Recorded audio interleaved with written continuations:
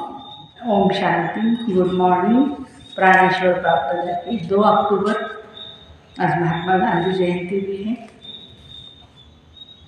2 अक्टूबर के महावाक्य सुनते हैं। मीठे बच्चे, नई दुनिया के लिए बाप तुम्हें सब नई बातें सुनाते हैं, नई मत देते हैं, इसलिए उनकी गतमत न्यारी गाई जाती है। प्रश्न है, रहमदिल बाप सभी बच्चों को किस बात में सावधान कर ऊंच तकदीर बना देते हैं? उत्तर, बाबा कहते हैं बच्चे ऊंच तकदीर बनानी है तो सर्विस करो।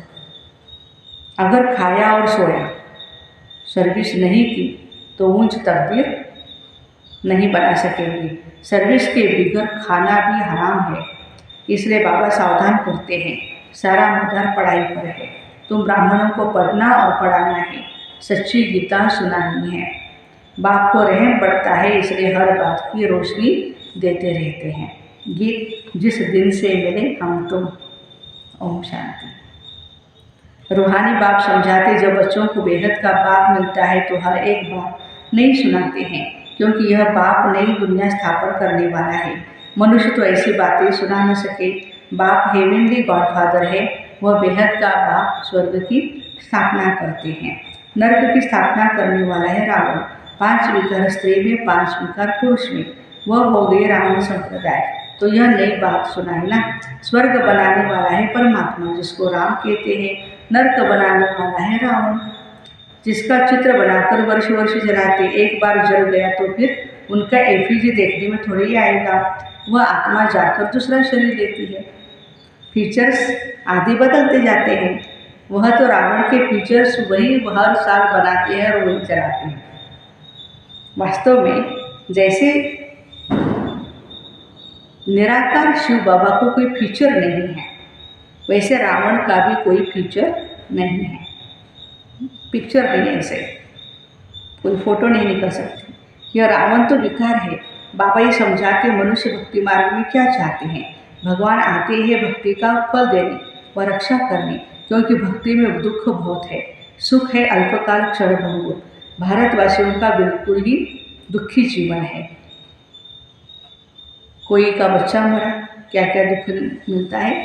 कोई का बच्चा मरा, कोई का देवाला निकला। जीवन तो बहुत दुखी रहती है। बाबा कहते हैं मैं आता हूँ सभी का जीवन सुखी बनाने। बाबा आकर के नई बात बताते, कहते हैं मैं आया हूँ स्वर्ग की स्थापना करने। वहाँ तो विकार में नहीं जाएंगे, वह है निर्विकारी राज्य। यह है विकारी राज्य। अगर तुमको स्वर्ग का राज्य चाहिए तो वह बाप ही स्थापन करते हैं। नर्क का राज्य रावण स्थापन करते हैं। तो बाप पूछते हैं तुम स्वर्ग में चलेंगे, वैकुंठ के महारानी महाराजा बनेंगे, विश्व के मालिक बनेंगे।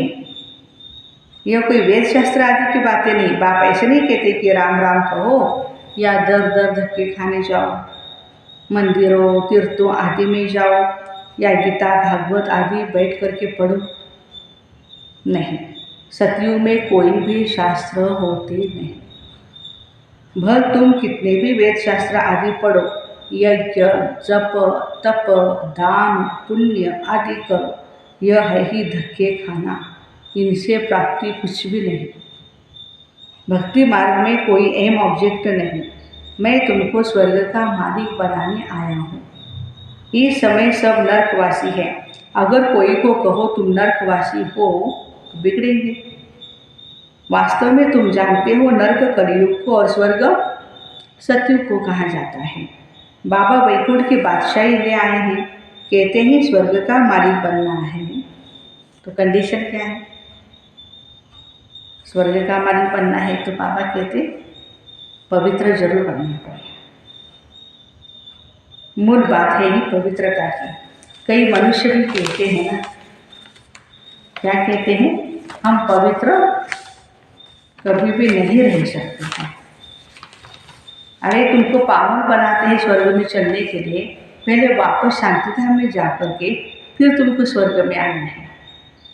सभी धर्म वालों को कहते देह को छोड़ अशरीरी बन करके जाना है, इसलिए देह के अभिमान को तोड़ो। मैं क्रिश्चियन हूँ, बौद्धी हूँ, ये सब है देह के धर्म।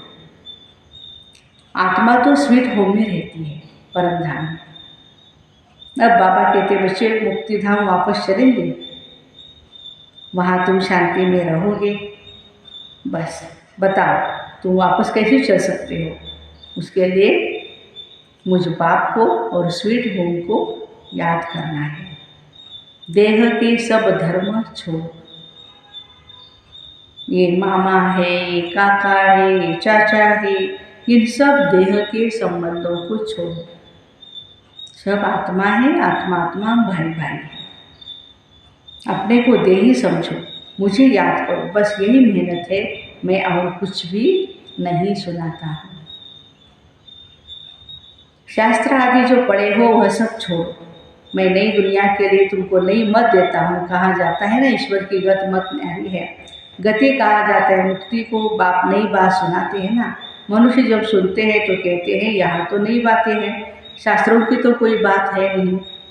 यूँ तो है ही गीता की बात, परंतु मनुष्यों ने गीता को भी खंडन कर दिया है। मैंने तो गीता पुस्तक कुछ भी नहीं उठाई है। बाबा तो ज्ञान के सागर है ना, उनको क्या जरूरत है? हाँ, बाबा कहते हैं कि मैंने नहीं उठाई है, वो तो बाद में बनती है, द्वापर युग के बाद। मैं तो तुमको ज्ञान सुनाता हूँ। ऐसे कभी कोई नहीं कहेंगे तुम मेरे सिखरे दे बच्चे हो। यह निराकार परमात्मा ही कहते हैं। निराकार आत्माओं से बात करते हैं। आत्मा सुनती ही यह शरीर है ऑर्गन्स। यह बात कभी कोई समझते नहीं। वह मनुष्य को सुनाते, ये परमात्मा बैठ आत्माओं को सुनाते। हम आत्माएं सुनते कान द्वारा। तुम जानते हो परमात्मा बैठ समझाते हैं। मनुष्य तो ये वंडर खाते हैं, भगवान कैसे समझाएगा? वो तो समझते श्री कृष्ण भगवान हो आज। अरे श्री कृष्ण तो देहधारी है ना, मैं तो देहधारी नहीं, मैं विदेही हूँ और विदेही आत्माओं को सुनाता हूँ। तो यह नई बातें सुनने से मनुष्य चकित हो जाते हैं। जो कल्प पहले बच्चे सुन करके गए हैं उन्हों को तो बहुत अच्छा लगता है, पढ़ते भी बहुत अच्छे हैं। मम्मा बाबा कहते रहते हैं, इसमें अंधश्रद्धा की कोई बात नहीं। लौकिक रीति भी बच्चे माँ बाप को और माँ बाप कहते हैं। अभी तुम उन लौकिक माँ बाप की याद छोड़ पारलौकिक माता पिता को याद करो। यह पारलौकिक माँ बाप तुम्हें अमृत की लेन देन सिखलाने वाले हैं। कहते हैं बच्चे अब विष की लेन देन छोड़ो। मैं तुमको जो शिक्षा देता हूँ वह एक दो को दे दो तो तुम स्वर्ग के मालिक बन जाओगे। थोड़ा सुनेंगे तो स्वर्ग में आ जाएंगे, परंतु औरों को आप समान नहीं बना सकते हैं। तो बाबा कहते दास दासियाँ जाकर के बनेंगे। राजा रानी कौन बनेंगे? जो औरों को ज्ञान सुनाएंगे, खुद धारण करेंगे, औरों को कराएंगे। यहाँ रहते हुए भी माना सेंटर पर मधुबन में रहते हुए भी अगर पढ़ते नहीं हैं तो दास दासी बन जाएंगे। प्रजा में भी नंबरवार होते हैं। जो अच्छी रीति पढ़ते वो उच्च पद पाते हैं। प्रजा में साहूकारों के भी दास दासियाँ होते हैं। हर एक को अपनी शक्ल देखनी है, हम क्या बनने लायक हैं। बाबा से अगर कोई पूछे तो बाबा झट बता देंगे। बाप तो सब कुछ जानते हैं और सिद्ध कर बतलाते भी है। इस कारण तुम यह बनेंगे। भर तुमने सरेंडर किया है अपना जीवन लाइफ, उसका भी हिसाब किताब है। सरेंडर किया है परंतु कुछ भी सर्विस नहीं करते हैं, सिर्फ खाते पीते रहते हैं।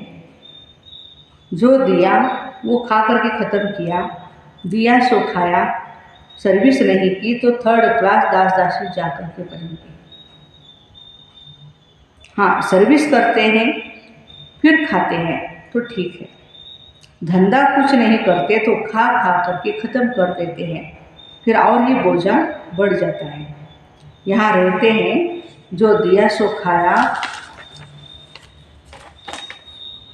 जो फल नहीं देते हैं परंतु सर्विस बहुत करते हैं ना, तो वह उच्च पद पा लेते हैं।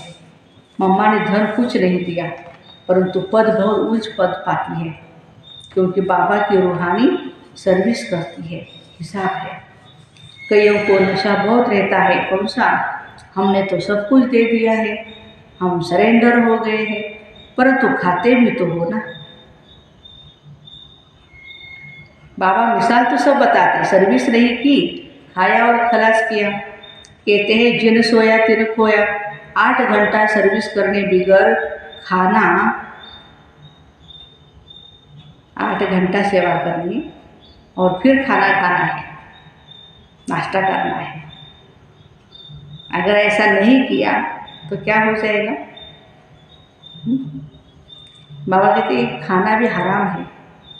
खाते रहेंगे तो कुछ जमा नहीं होगा, फिर सर्विस करनी पड़ेगी। बाबा को सब बतलाना पड़ता है। जो कोई ऐसे नहीं कहे कि हमको बतलाया क्यों नहीं, बाबा ने सब कुछ दे दिया है और फिर सर्विस भी करते रहते हैं ब्रह्मा बाबा। तो उच्च पद भी है, सरेंडर हुए और बैठ कर के खाया, सर्विस ही नहीं की तो क्या बनेगा? श्रीमत पर चलते नहीं, बाबा खास समझा रहे हैं। ऐसे नहीं कि पिछाड़ी को कहे हमारा पद ऐसा क्यों, तो बाबा समझाते सर्विस न करना, मुफ्त में खाना, उसका नतीजा कल्प कल्पांतर का यह हो जाएगा। इसलिए बाबा सावधान करते हैं, समझना चाहिए कल्प कल्पांतर के लिए हमारा पद भ्रष्ट हो जाएगा। बाबा को रहम पड़ता है, इसलिए हर बात की रोशनी देते हैं। सर्विस नहीं करेंगे तो उच्च पद भी नहीं पाएंगे। जो गृहस्थ व्यवहार में रहते, पवित्र रहते हैं, सर्विस करते हैं, उनका पद भी बहुत ऊंच है। सारा मदार पढ़ाई और पढ़ाने वाले पर है। तुम ब्राह्मण हो, तुमको सच्ची कथा सुनानी है। वो तो कच्छ में खुर्रम उठाते हैं, पोती उठाते ना, कोई पुस्तक उठाते ग्रंथ वगैरह पढ़ने के लिए। तुम्हारे कच्छ में कुछ भी नहीं है, तुम हो सच्चे ब्राह्मण। तुमको सच सुनाना है, सच्ची प्राप्ति करानी है, और सबने घाटा ही दिलाया है, इसलिए लिखा जाता है वह सब झूठ है। बाबा सच सुना करके सचखंड का मालिक बनाते, ये तो समझने की बात है। विश्व का मालिक बनना कम बात है क्या? सेंसिबल बच्चे जो होंगे वह प्लान्स बनाते रहेंगे। हम सोने की ईंटों का ऐसे ऐसे मकान बनाएंगे, यह करेंगे। साहूकार का बच्चा जैसे बड़ा होता जाता है तो उनके ख्याल चलते हैं, हम ऐसे करेंगे, ऐसे करेंगे, ये बनाएंगे। तुम भी भविष्य में प्रिंस बनते हो तो शौक होगा ना, हम ऐसे ऐसे महल बनाएंगे। और एक बार बाबा ने कहा था ना, श्री कृष्ण को शौक कौन सा होगा? महल बनाने का, जो और कोई का नहीं होगा। ये ख्यालात उनके चलेंगे जो अच्छे की पढ़कर पढ़ाते हैं। बादशाही तो होगी ना, तो बुद्धि में ये ख्यालात चलनी चाहिए। हम कितने नंबर से पास होंगे, बड़ा भारी स्कूल है, इसमें लाखों करोड़ों पढ़ेंगे, ढेर आएंगे। ये सब बातें बाप बैठ समझाते। भगवान एक है, उनको ही माता पिता कहते हैं। वह आकर के एडॉप्ट करते हैं। कितनी गुजे बातें हैं। यह नया स्कूल है ना, नया पढ़ाने वाला है, कितना अच्छी रीति समझाते। झोली उनकी भरेगी जो लायक होंगे, बाबा को याद करेंगे। माँ बाप को कभी भी कोई भूलता नहीं, फिर संगम युगी बच्चे बाप को भूल कैसे जाते हैं? अच्छा, दुनिया धर्मचक्र में है और तुम बच्चे चुप हो। चुप में है शांति और शांति में है सुख। तुम जानते हो मुक्ति के बाद फिर जीवन मुक्ति आएगी। तुम बच्चों को सिर्फ 2 अक्षर ही याद करने। कौन से 2 अक्षर हैं? अलफ और अल्लाह। बे बादशाही, सिर्फ एक अल्प को याद करने से ही बादशाही मिलेगी। बाकी क्या चाहिए? बाकी रही छाछ। अल्प मिला गोया मक्खन मिला, बाकी सब है छाछ। ऐसे है ना, हम चुप रहते हैं, जानते हैं, चुप रहकर हम श्रीमत पर चलते हैं, परंतु वंडर यह है बच्चे अल्प को पूरा याद नहीं करते, भूल जाते। माया तूफान लाती है। बाबा भी कहते हैं मन मना भवो मत त्याज्य भवो। गीता में अक्षर है तो तुमको गीता वालों से अर्थ पूछना चाहिए। मन मना भवो मत त्याज्य भवो का अर्थ क्या है? बाबा कहते हैं मुझे याद करो तो तुमको बादशाही मिलेगी। सब देह के धर्म छोड़ दे ही बन जाओ, बाबा को याद करो तो बादशाही मिलेगी। ग्रंथ में भी कहते हैं जपो अल्प को तो बादशाही मिलेगी।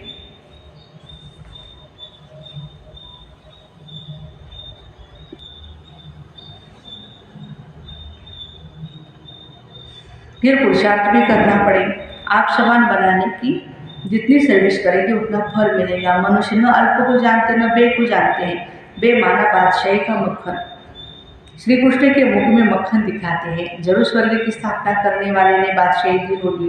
अच्छा, मीठे मीठे सिक्के हृदय बच्चों तकी माता पिता बाप दादा का याद किया। रूहानी बच्चों को नमस्ते। हम रूहानी बच्चों की रूहानी माता पिता बाप दादा को याद प्यार, गुड मॉर्निंग और नमस्ते। वाह बाबा वाह, शुक्रिया बाबा शुक्रिया। धारणा, वापस स्वीट होम घर जाना है, इसलिए देह के सब धर्मों को भूल, संबंधों को भूल, स्वयं को आत्मा समझना है, इसे अभ्यास में रहना है। बाबा की जो शिक्षाएं मिली है वह दूसरों को देनी है, आप समान बनना है, 8 घंटे सर्विस जरूर करनी है। वरदान, शुद्ध फीलिंग द्वारा फ्लू की बीमारी को खत्म कर वरदानों से पढ़ने वाले सफलता मूर्त भव। सभी बच्चों को बाप दादा की श्रेष्ठ मत है, बच्चे सदा शुद्ध फीलिंग में रहो। मैं सर्वश्रेष्ठ अर्थात कोटों में कोई आत्मा हूँ, मैं देव आत्मा हूँ, महाआत्मा हूँ, विशेष पाठधारी आत्मा हूँ। इस फीलिंग में रहो तो व्यर्थ फीलिंग का फ्लू नहीं आएगा। जहाँ यह शुद्ध फीलिंग होती है वहाँ अशुद्ध फीलिंग नहीं हो सकती। मैं सर्वश्रेष्ठ आत्मा हूँ, देवात्मा हूँ, महान आत्मा हूँ, विशेष पाठधारी, कोटों में कोई। इससे फ्लू की बीमारी से अर्थात मेहनत से बच जाएंगे और सदा स्वयं को ऐसा अनुभव करेंगे हम वरदानों से पढ़ रहे हैं, सेवा में सफलता पा रहे हैं। आज का स्लोगन है, संगम युगी मर्यादा पुरुषोत्तम बनना, यही ब्राह्मण जीवन का श्रेष्ठ लक्ष्य है। हमारा ब्राह्मण जीवन का लक्ष्य क्या है? संगम युगी मर्यादा पुरुषोत्तम बनना। तो ऐसे शुद्ध फीलिंग द्वारा फ्लू की बीमारी को खत्म कर वरदानों से पढ़ने वाले सफलता मूर्त भाई बहनों को ओम शांति। Have a nice day.